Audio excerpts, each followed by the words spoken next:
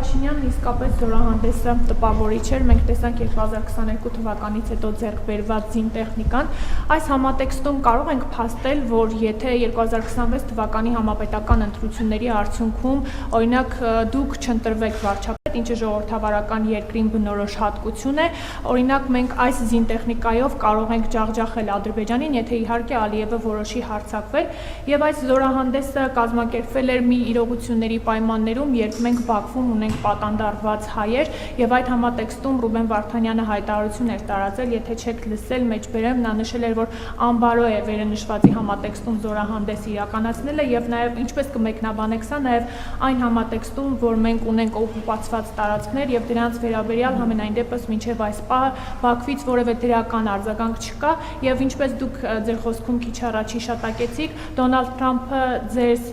իր ամբողջական աջակցությունն է հայտնել,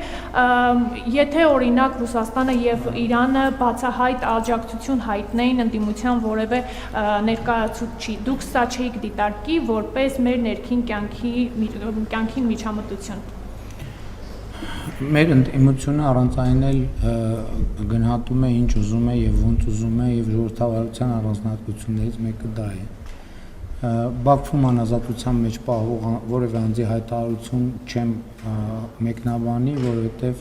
պարզ չէ թե նրանք ինչ պայմաններում, ինչ պայմանով եւ ինչ հանգամանքներում են անում հայտարարություններ, մանավանդ որ մենք ամենօրյա աշխատանք ենք տանում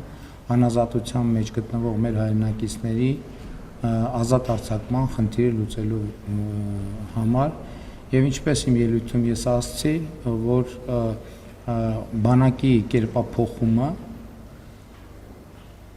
պատերազմի մասին չէ, այլ խաղաղության մասին։ Մենք որևէ մեկին ջախջախելու խնդիր չենք դնում, մենք խնդիր ենք դնում Հայաստանի պաշտպանունակությունը բարձրացնելու,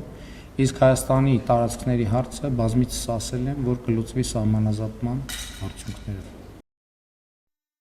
Հավանիչ տեսանյութը եւ բաժանորդագրվիչ նորությունները բաց չթողնելու համար։